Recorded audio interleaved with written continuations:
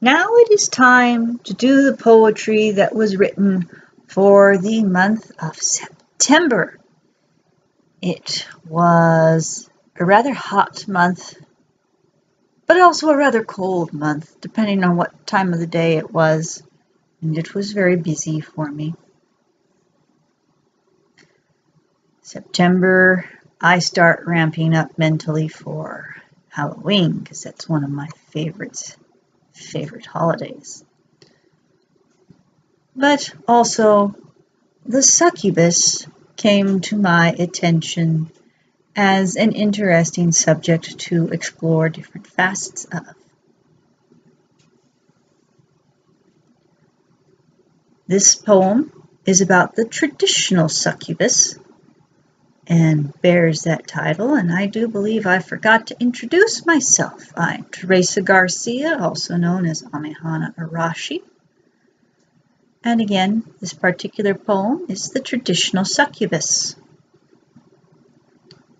Creeping stealthy steps in the night, slipping silently from dark to light, when stark dancing upon the stair, drawn sweetly hither from her lair, to ascend, then descend upon the sleeper's restless form anon, the falling light of the lusting moon, with weight and touch forbidden, during day, but heart fulsome bidden, to take with pleasure her justly due, of the energy from love's liquid dew. Night by night, and day by day, by his side the succubus stays, for her touch he daily craves, not realizing that life slips away. What was young becomes then old, faded and wan what once was bold, till at last one day he rises up no more, but instead is borne out the door. Now, for those that don't know what a succubus is, if you've seen Ghostbusters, the scene with Ray in the bed, that's a succubus.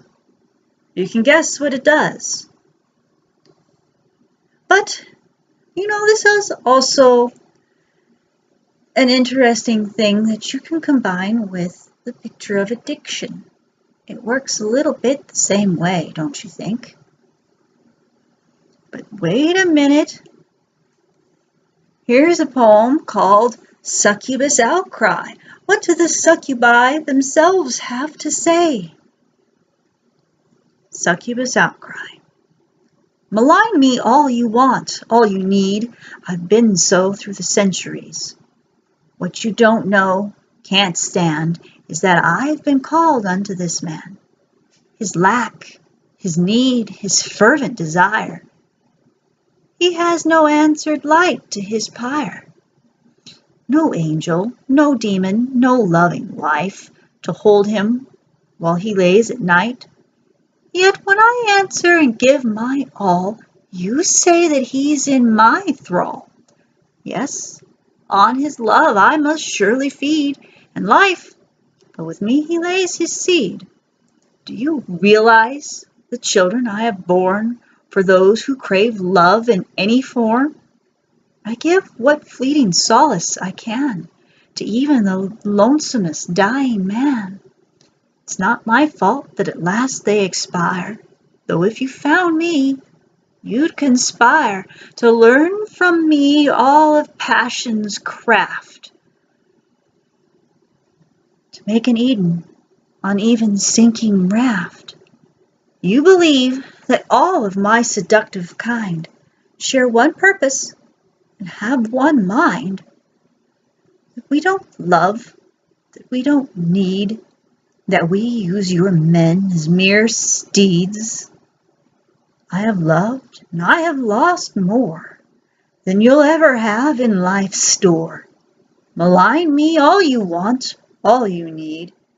It's been thus countless centuries. But if you are brave, if you are wise, you'll pause and think and forgive vice. We serve a purpose, give safe outlet for your dreams, wants, and regret.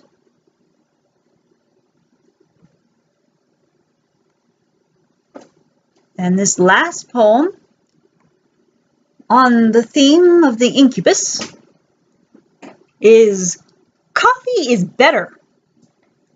The night stretches warm and bright where I curl up for the night, thin fingers round about my cup, while the gentle steam rises up with the smell so soft and warm. I love how it rises up my form. I settle in with my delicious brew, then some jackass calls me to do that stuff my kind feeds upon, expecting me to run, eager, anon. I just want my blasted coffee. Maybe make me a cup, then I'll see. Meaty musk fills up my nose, raising me up on my toes, stamping down temptation's notes. I shake my head and ignore his woes. Give me my damn dark coffee. That's all this one really needs. Sure, my sisters really like men. Stalk them in dreams and then den, but a potioner shared a little trick, and honestly I think it sticks. Though he likes when I come by, he gets cute ideas, and I sigh. You know, I've got a brain. More than that little stain you men leave upon the sheets when I'm done with your heat. I've even got a lovely name. I guess thought is your bane. Huh, coffee doesn't use me just for fun. And to be hissed about, I'm done. You want relief in the night? Make me a cup, then I might. And really, you're quite bad in bed. Why don't you build yourself up instead? That was Coffee is Better, written from the viewpoint of a very fed up incubus. And I have to thank Kino for that particular inspiration, because it just came about one day in the ASA chat. Now, the incubus, before I sign off, is a rather interesting bit of folklore. There are many different thoughts on where she came from. A lot of them attribute the thoughts of the incubus to, to repression of the sexual and reproductive urges of the young men in the early days. And the incubus has a male counterpart, the succubus, who preyed on females. I have not gotten around to writing any succubus poems. I've, one, not had time, and two, not quite had the bravery yet, because I have this feeling that if I do, I am going to open up a really big can of worms. Now, why did I choose such a rather risque topic? Well, probably because how sex is everywhere in the American culture. I mean, you can't walk out your door unless you're like living by yourself in the middle of nowhere. There it is. You turn on your TV. It's staring you in the face. Yeah. And then we have these double standards where it's okay for men to gawk, not okay for women to gawk. Men like women to dress a certain way, and yet women don't. They're not supposed to, because then men view them a particular way and objectify them. And I'm not arguing for or against any of that. And if you've watched my videos, I'm covered. But there are women out there that, well, they might be living incubi. We'll never know.